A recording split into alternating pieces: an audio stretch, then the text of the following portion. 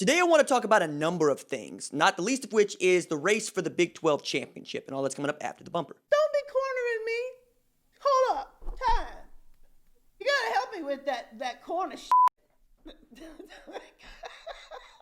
What's up, kinfolk? It's RJ Young. I am not on a step mill. Consider hitting the like and subscribe button because I upload a video every single day. It's always college football related, sports related. We have a good time. Today, I want to talk a little bit about the Big 12 championship title race. Also want to remind you to download the RJ Young Show podcast.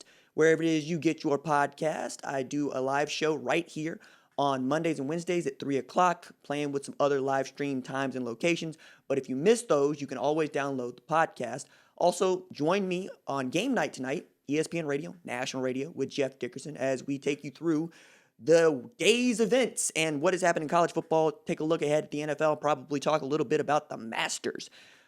But one of the things that I want to talk about is the race for the Big 12 championship in a year in which it doesn't seem to matter for the national perspective, right? I don't see a way in which the Big 12 champ can play itself back into the college football playoff. I think 3 spots are assured, right? Ohio State or the Big 10 champ, thinking it's going to be Ohio State, and undefeated Indiana makes that very interesting.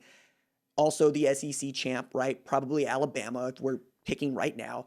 And the ACC champ, which could be Notre Dame or Clemson. I think Clemson is going to get the benefit of the doubt because we all know they were playing without Trevor Lawrence, as well as 3 starters on defense when they took on Notre Dame in South Bend. That game's going to be played on a neutral field where Notre Dame gets an opportunity to prove it once again. Ian Book in the rubber match against Clemson and gets an opportunity to try to beat Trevor Lawrence straight up. But for the Big 12 championship race, we're really talking about Oklahoma and Oklahoma State in the biggest bedlam game in recent memory. You have the two Spencers finally challenging each other in a meaningful way, right? I've been looking forward to Spencer Sanders versus Spencer Rattler for the better part of 3 years. Now, Spencer Sanders has not always kept up his end.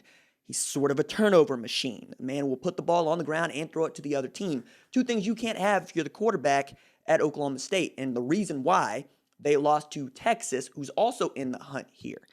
Texas and Sam Ehlinger need to figure out who they are and do it rather quickly because they've not been able to throw the ball in any meaningful way since the beginning of the season. I thought that they would be really good tossing the ball around with Jordan Whittington and Jake Smith.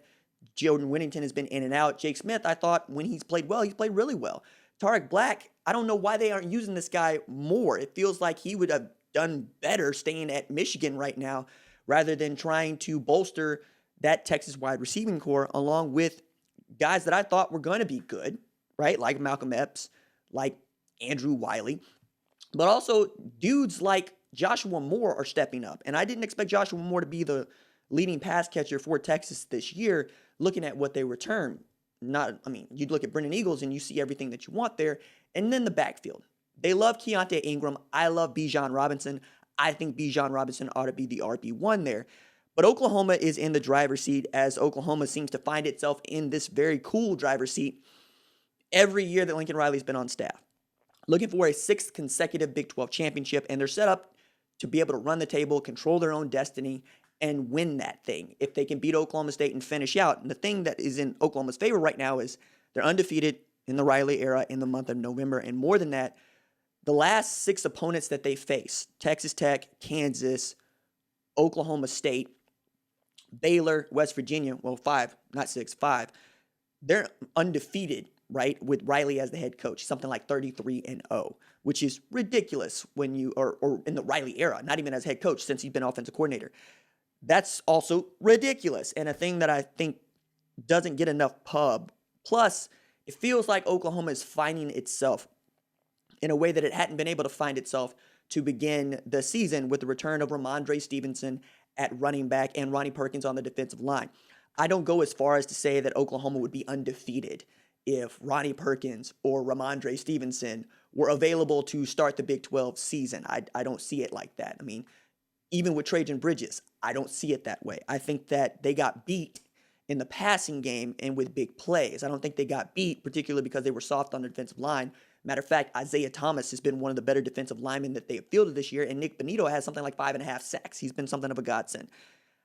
I think that shoring up the back end with Trey Norwood, where you're used to seeing a trouble, right? Delarian Turner-Yell, or getting someone else that could play the position of nickel, like Trey Norwood, where you're used to seeing Brendan Radley-Hiles, is really good for Oklahoma's secondary. And Trey Brown finding himself, because he's got to be your dominant number one corner. Jaden Davis, I expect to take over that role next year, but we'll see, right? Joshua Eaton is here for that reason. Kendall Dennis is here for that reason. Getting Bryson Washington snaps, getting Justin Harrington snaps is also just going to help you with your depth. And nobody loves to preach depth and tackles for loss like Alex Grinch loves to do those things. They're finding out who they are, and they're finally establishing an identity about 18 months into it. And that identity is getting in the backfield and sacking the quarterback. Against Kansas, they had 9 sacks. Last year against Texas, they had 9 sacks. For whatever reason, Oklahoma's had like 9 sack games like 4 times in the last 4 decades. Can't get to 10 sacks.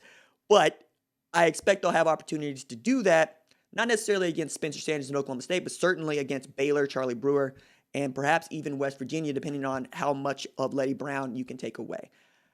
I'm interested to see if Oklahoma State can get it up to go like they did in 2018 with Taylor Cornelius the last time they visited Owen Field, because I've told you, and I believe, Oklahoma State should have won that football game. If Corndog doesn't underthrow Tylan Wallace in the end zone, you get that play, you get that 2-point conversion, and you win the football game.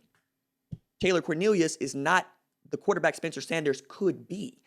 For that matter, he's not the quarterback that Shane Illingworth could be. And now you have Chuba Hubbard, who is absolutely dominant, right, after having Justice Hill there. And now you get to add L.D. Brown there, who is averaging, about 6 yards per carry. He's really good. And now you're getting playmakers in the likes of Braylon Johnson and Dylan Stoner and Brennan Presley, right, to go along with Tylan Wallace and those 2 backs. I understand that if you're Oklahoma State, you want to put Spencer Sanders in positions and give him opportunities to run with the ball, but that's not necessarily what you need to do. You need to just hang on to the ball and let your outstanding defense try to go to work and rattle Rattler, because I've been really surprised by how good Jim Knowles' defense has been in a year in which everybody's defense has been suspect, and we're seeing that the lack of preseason snaps, the lack of spring game altogether has really contributed to how badly the defenses have played from Clemson and Alabama all the way down. And now we're having real conversations about outscoring each other, which is where Oklahoma likes to live, if we're actually being clear about that. So if it gets into a 40-45 game, I think that's Oklahoma's to win. If the game stays under 40 points for each team, I think it's Oklahoma State's to win. But more than that, Texas is also there, and you can see Texas win out. So we have a big week coming up in which we hope that the COVID numbers stay down. We lost like 12, 14 games this weekend, the most of any weekend so far, to last weekend, 10 games. Greg Sankey went on College Game Day today to say that if players had not opted out, they would have had 7 SEC games today. I don't know about that, because players can still get caught up in the contact tracing, if not with COVID. And you're looking at it around the country as the weather's gotten colder and as the kids displayed some lack of discipline, right? Being undisciplined and going to parties around Halloween, not really keeping their distance. You're losing football games. It's been a really weird year for college football. It's been a really down year for college football. Like, the numbers are down. We're not really seeing a whole lot of people be enthusiastic about the season, which I get and I totally understand.